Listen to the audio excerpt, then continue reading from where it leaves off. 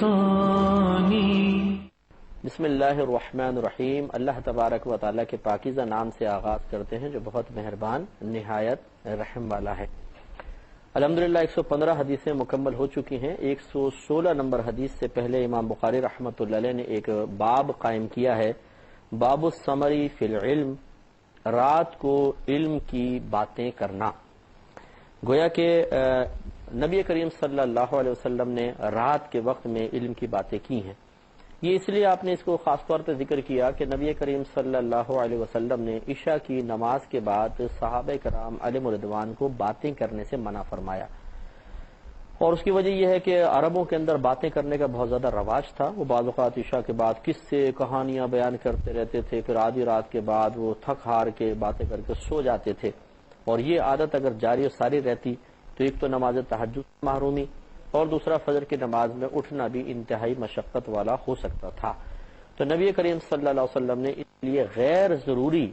باتیں کرنے سے منع فرمایا۔ گویا کہ عشاء کی نماز کے بعد غیر ضروری باتیں کرنا منع ہے، کیونکہ یہ پھر فجر کے اندر اٹھنے کے راہ میں رکاوٹ بن سکتی تھی۔ لیکن یہ ممانعت جو ہے یہ کوئی سختی کے ساتھ نہیں ہے، بلکہ گویا کہ مستحب ہے کہ انسان باتیں نہ کرے، مکروہ ہے کہ وہ باتیں کرتا رہے، یہ غلط ہے، مکروہ ہے، لیکن ایسا نہیں ہے کہ اگر وہ باتیں کرے گا تو گناہ گار ہوگا۔ ہاں اگر نماز فجر اس طرح روزانہ یہ اٹھک بیٹھک ہوتی ہے اور گفتگو ہوتی ہے اور اس کی وجہ سے نماز فجر قضا ہوتی ہے، پھر بالکل کہا جا سکتا ہے کہ اس طرح رات کو اٹھ کر باتیں کرنا یا بیٹھے ہوئے باتیں کرتے رہنا یہ حرام ہے اور گناہ کبیرہ کے زمرے میں بھی آ سکتا ہے۔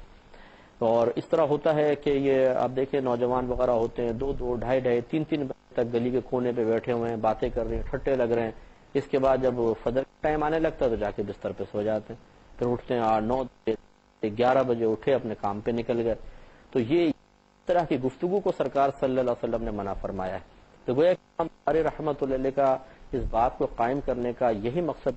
ہے، گویا کہ آپ ثابت کرنا چاہتے ہیں کہ نبی کریم صلی اللہ علیہ وسلم نے جو رات کو گفتگو کی ممانعت بیان فرمائی وہ بیکار قسم کی باتوں کی ہے، اگر کوئی کام کی بات کرنا چاہتا ہے تو اس میں حرج نہیں ہے۔ لہذا حضرت عبداللہ بن عمر رضی اللہ تعالی عنہما نے بیان کیا کہ نبی کریم صلی اللہ علیہ وسلم نے اپنی عمر مبارکہ کے آخری ایام میں ہمیں عشاء کی نماز پڑھائی، پس جب آپ نے سلام پھیرا تو آپ نے کھڑے ہو کر فرمایا، مجھے بتاؤ یہ کون سی رات ہے، کیونکہ اس کے ٹھیک 100 سال بعد جو لوگ اب روئے زمین پر ہیں ان میں سے کوئی باقی نہیں رہے گا۔ یہ گویا کہ نبی کریم صلی اللہ علیہ وسلم کا کیا ایک خبر دینا تھا، ایک غیبی خبر جو اللہ تبارک و تعالی نے آپ کو الہام فرمائی اور آپ نے صحابہ کرام تک بیان کی کہ روئے زمین پر اس وقت جو بھی باقی ہے، اور اس سے مراد آپ کی امت تھی، آپ کے جو امتی عام لوگ ہیں، کہ ان میں سے کوئی بھی 100 سال کے بعد زندہ نہیں رہے گا، 100 سال کے اندر اندر ان کا انتقال ہو جائے گا۔ تو بعض نے یہ کہا کہ یہ اصل میں قلیل عمر کی طرف اشارہ کرنا مقصود ہے کہ نبی کریم صلی اللہ علیہ وسلم گویا کہ یہ بتانا چاہتے تھے کہ پچھلی امتوں کی عمریں بڑی لمبی لمبی ہیں، لیکن میری امتیوں کی عمر، جیسے کہ حدیث میں بھی ہے سرکار نے فرمایا کہ میری امت کی اوسط عمر 60 سے 70 سال کے درمیان ہے، یعنی اکثر لوگ 60 سے 70 سال کے اندر بس دنیا سے رخصت ہو جائیں گے۔ تو 100 سال کو جو سرکار نے بیان فرمایا وہ کہنے کا مقصد یہی ہے کہ بس 100 سال سے کوئی کراس نہیں کرے گا، ان کی عمریں چھوٹی رکھی ہیں اللہ تعالیٰ نے، لیکن اجر و ثواب ہمارا زیادہ ہے، لیکن عمر کی طرف اشارہ کر دیا۔ یہ غیبی خبر دینا مقصود ہے کہ آج جو روئے زمین پر ہے یہ غیبی خبر قبول کر لی جائے کہ 100 سال تک سب یہ دنیا سے رخصت ہو جائیں گے، کوئی باقی نہیں رہے گا۔ اور جب اس کی شرح کرتے ہوئے عام لوگوں کی قید بیان کر دی گئی تو معلوم یہ ہوا، اور روئے زمین تو سرکار نے خود بیان فرمایا، تو معلوم ہوا کہ حضرت عیسیٰ علیہ السلام، جیسے کہ ہم کہتے ہیں کہ زندہ آپ کو دنیا سے اٹھا لیا گیا ہے اور قرب قیامت کے وقت آپ کا نزول ہوگا، اس حدیث کی روشنی میں اس پر کوئی اعتراض نہیں ہوتا، کیونکہ آپ روئے زمین پر نہیں ہیں بلکہ آپ کو آسمان پر اٹھا لیا گیا۔ اسی طرح جمہور کے مطابق حضرت خضر علیہ السلام زندہ ہیں اور قیامت کے قریب آپ کا وصال ہوگا، تو وہ بھی چونکہ وہ اگرچہ روئے زمین پر ہیں لیکن وہ انبیاء علیہ السلام میں سے ہیں، نبی ان کے، جمہور اس پہ بھی ہیں متفق ہیں کہ وہ اللہ کے نبی ہیں، تو اس لیے عام لوگوں کی قید سے پھر وہ خارج ہیں کہ ان کو وہ مراد نہیں ہے، بلکہ صحابہ کرام اور جو سرکار کے امتی ہے، چاہے وہ امت دعوت میں ہو چاہے امت اجابت میں ہوں. امت دعوت سے مراد ہوتی ہے وہ کفار جو غیر مسلم ہے، اور امت اجابت مانے قبول کرنا. تو جس لوگوں نے آپ کی دعوت کو قبول کیا یعنی مسلمان، انہیں پھر امت اجابت کہہ دیتے ہیں، اور دوسرے باقی سب کو غیر مسلمین کو امت دعوت کہا جاتا ہے. گویا کہ سرکار کے کہنے کا مقصود یہ ہے کہ امت دعوت اور اجابت جو عام لوگ ہیں یہ 100 سال کے اندر دنیا سے رخصت ہو جائیں گے. تو یہ ایک غیبی خبر سرکار نے دی، اور اس سے آپ کی نبوت کا معاملہ اور زیادہ پختہ ہوتا ہے کہ نبی ہوتا ہی وہ ہے جو مستقبل کی غیب کی خبریں دینے کے لیے تشریف لاتا ہے، کیونکہ ہمیں غیب پر ایمان لانے کا حکم دیا گیا ہے، اور جب ہمیں غیب پتہ ہی نہیں ہوگا تو ہم اس پہ ایمان کیسے لائیں گے؟ کیونکہ ایمان یقین کا نام ہے، اور یقین اسی وقت حاصل ہوتا ہے جب شکوک و شبہات ختم ہو جاتے ہیں. یقین ایک ایسی قلبی کیفیت ہے جو شک کے زائل ہونے کے بعد قلب کو حاصل ہوتی ہے. شک کے زائل ہونے کے بعد مثال کے طور پہ مجھے ایک آدمی ہلتا ہوا نظر آیا تو میں نے کہا یار شاید یہ فلاں ہے، شاید یہ فلاں ہے، شاید یہ فلاں، شک ہے. لیکن اچانک وہ میرے سامنے آ گیا تو میں پہچان گیا اچھا آپ تو فلاں ہیں. تو دیکھیں پہلے شک تھا، پھر آخر میں مجھے دیکھنے سے یقین حاصل ہو گیا. تو یقین قلب کی اس کیفیت کا نام ہے جو شک کے زائل ہو جانے کے بعد دل کو یا قلب کو حاصل ہوتی ہے. اس لیے نبی کریم صلی اللہ علیہ وسلم نے جو کچھ بیان فرمایا اس پر ہمیں یقین رکھنا ہوگا. تو اللہ تعالیٰ نے مومنین کی، متقین کی صفات یہی ذکر کی ہیں کہ وہ غیب پر ایمان رکھتے ہیں، یعنی غیب کا یقین رکھتے ہیں. اور یقینی سی بات ہے کہ وہ یقین اسی وقت حاصل ہوگا جب کسی ایسی ذات سے وہ خبر ہم تک پہنچے گی کہ جس میں شک کی گنجائش نہیں ہوگی، اور وہ ہمارے نبی کریم صلی اللہ علیہ وسلم کی ذات اقدس ہے. تو گویا کہ سرکار ہمیں غیب کی خبریں بتاتے ہیں. نبی آتا ہی اس لیے ہے کہ وہ پوشیدہ امور کو ہمارے سامنے ظاہر کرے اور اس پر یقین کی دعوت دے. پھر اگر ہم اس پر یقین کرتے ہیں تو گویا کہ ہمارا ایمان ہے اور ہم اللہ کی بارگاہ سے انعام پاتے ہیں. حدیث نمبر 117 پر کلام کریں گے، اسی باب کے تحت لے کر آئے ہیں. حضرت ابن عباس رضی اللہ تعالی عنہما اس حدیث کے راوی ہیں. یہ کہتے ہیں کہ میں ایک رات اپنی خالہ کے پاس رہا، یعنی ان کے حجرے میں، جن کا نام حضرت میمونہ بنت الحارث ہے. یہ خود حضرت ابن عباس بیان کر رہے ہیں، جو نبی کریم صلی اللہ علیہ وسلم کی زوجہ ہیں. اور اس رات نبی کریم صلی اللہ علیہ وسلم ان کے پاس تھے. نبی کریم صلی اللہ علیہ وسلم نے عشاء کی نماز پڑھی، پھر آپ اپنے گھر آ گئے. پھر آپ نے 4 رکعات نماز پڑھی، پھر آپ سو گئے. پھر آپ کھڑے ہو گئے یعنی جاگ گئے. پھر آپ نے فرمایا چھوٹا لڑکا سو گیا، یعنی میرے بارے میں. اس وقت یہ نابالغ تھے اور حجرے میں موجود تھے. تو پوچھا چھوٹا لڑکا سو گیا؟ حضرت ابن عباس کہتے ہیں یا کوئی اور سرکار نے اس کے مشابہ بات فرمائی تھی، مجھے ذہن میں نہیں ہے، شاید یہ لفظ کہے تھے. پھر آپ نماز کے لیے کھڑے ہو گئے تو میں آپ کی بائیں جانب کھڑا ہو گیا. یعنی سرکار تہجد کے لیے کھڑے ہوئے، وضاحت میں بھی کرتا ہوں، اور نیت باندھ لی تو میں نے بھی نیت آپ کے پیچھے باندھ دی، جماعت شروع ہو گئی، اور لیکن میں آپ کے الٹی سائڈ پر کھڑا ہو گیا. بس آپ نے مجھے دائیں جانب کر دیا، یعنی اس طرح سرکار سے ہاتھ بندھے ہوئے تھے، یوں پکڑا، ادھر کیا پہلے، پھر سرکار نے ہاتھ سے یوں پکڑ کر آپ کو سیدھی جانب اپنے کھڑا کر لیا. پھر بس آپ نے مجھے اپنی دائیں جانب کر دیا. آپ نے 5 رکعات نماز پڑھی، پھر 2 رکعت نماز پڑھی، پھر آپ سو گئے، حتیٰ کہ میں نے آپ کے خراٹے لینے کی آواز سنی. پھر آپ نماز کے لیے باہر تشریف لے گئے. تو ذرا غور کریں، ابن عباس رضی اللہ تعالی عنہما راوی ہیں. پہلے وہ تعارف کراتے ہیں اپنی خالہ کا کہ میری خالہ ہیں حضرت میمونہ بنت الحارث رضی اللہ تعالی عنہا، نبی کریم صلی اللہ علیہ وسلم کی زوجہ مبارکہ ہیں. تو ابن عباس یہ حدیث کئی جگہ آئے گی، ابھی آگے اور کئی جگہ پہ آئے گی. امام بخاری مختلف عنوانات کے تحت اس کو لے کر آئے ہیں. تو حضرت ابن عباس رضی اللہ تعالی عنہ نے ایک اور حدیث میں یہ ظاہر کیا ہے کہ آپ کیوں آئے تھے. تو آپ یہ چاہتے تھے کہ میں نبی کریم صلی اللہ علیہ وسلم کے رات کے معمولات دیکھوں کہ آپ کیا کیا کرتے ہیں رات میں. تو اس کے لیے آپ نے گویا کہ اجازت لے لی تھی اور آپ اندر تشریف لے آئے. اس سے معلوم یہ ہوا کہ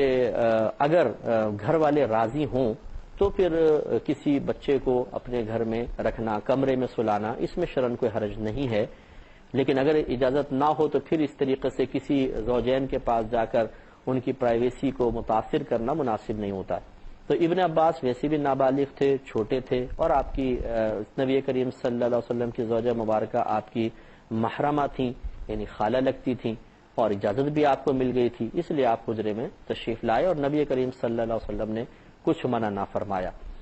تو اس سے بہنیں ذرا درس حاصل کریں کہ بعض اوقات شوہر کو کسی کی موجودگی ناگوار گزرتی ہے، وہ نہیں چاہتا کہ اس کے کمرے میں کوئی اور تھرڈ پرسن ہو، گھر میں کوئی گھر چھوٹا ہے، کوئی تیسرا آدمی اس گھر میں باقاعدہ یا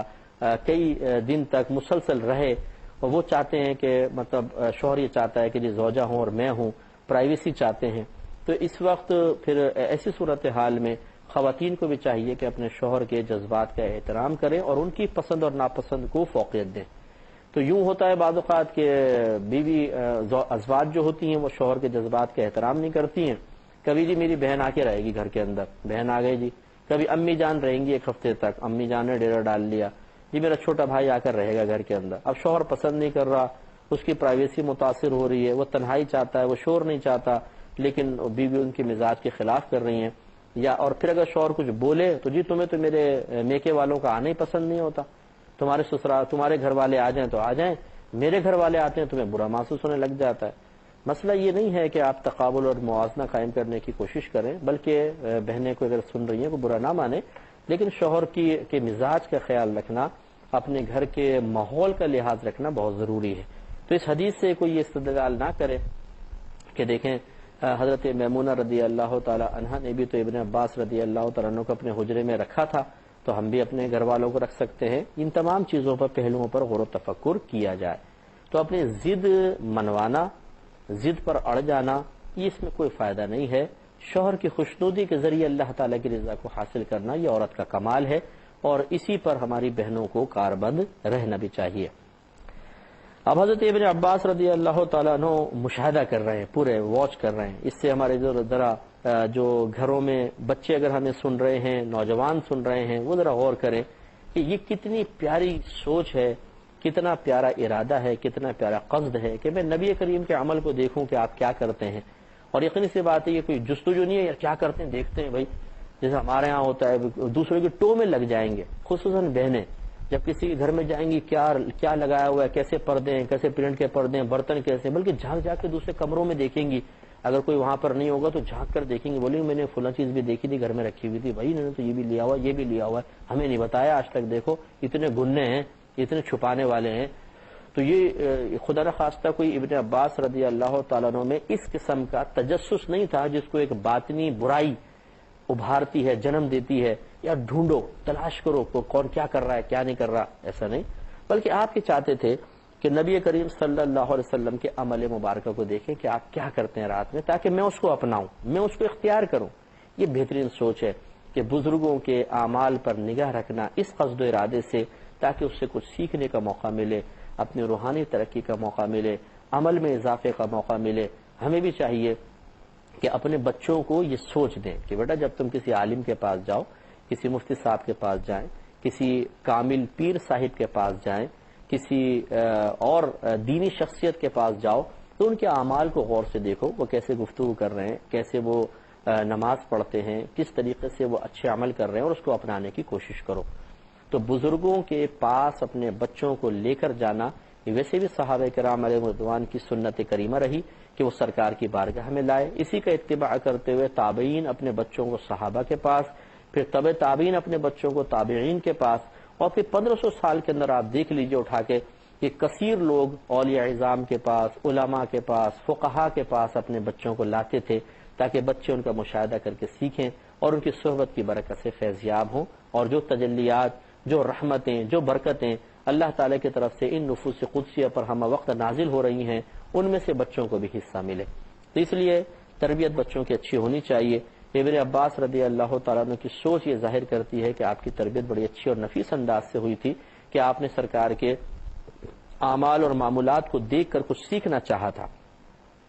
تو کہتے ہیں کہ سرکار نے عشاء کی نماز پڑھی، اب یہ مشاہدہ کر رہے ہیں، پھر اپنے گھر میں تشریف لے آئے، پھر آپ نے 4 رکعت نماز پڑھی، 2 سنت پڑھی ہوں گی، 2 نفل پڑھی ہوں گی، اور وطر بھی نہیں پڑھے، آپ سو گئے۔ پھر آپ سو گئے، پھر آپ کھڑے ہو گئے اور آپ نے فرمایا چھوٹا لڑکا سو گیا کیا؟ تو اس کا مطلب ہے کہ ابن عباس رضی اللہ تعالیٰ عنہ نہیں سوئے تھے، یہ مشاہدہ کر رہے تھے کہ سرکار کتنی دیر سوتے ہیں، کب جاگتے ہیں، اور یہ دوسری حدیثوں سے بھی صراحتاً ثابت ہے کہ آپ سوئے نہیں تھے، آنکھیں بند کر کے لیٹے ہوئے تھے۔ اور جب سرکار اٹھے، اب یہ مشاہدہ کر رہے ہیں، تو سرکار نے پوچھا کہ یہ کیا چھوٹا لڑکا سو گیا کیا؟ اور تو اس سے بھی ظاہر ہوا کہ دیکھیں نبی کریم صلی اللہ علیہ وسلم نے اگر آپ تہجد کے لیے اٹھے تھے سونے کے بعد تو آپ نے چاہا کہ یہ بچہ اگرچہ نابالغ تھے، ابن عباس رضی اللہ تعالیٰ عنہ پر کوئی لازم تو نہیں تھا کہ وہ اٹھ کے نماز پڑھیں، یہ تو بڑوں پہ بھی لازم نہیں ہے۔ ہاں بعض نے ضرور کہا کہ نبی کریم صلی اللہ علیہ وسلم پہ تہجد لازم تھی تو آپ پڑھا کرتے تھے، لیکن بہرحال آپ کے علاوہ پہ تو لازم نہیں تھے، ویسے چھوٹے تھے۔ لیکن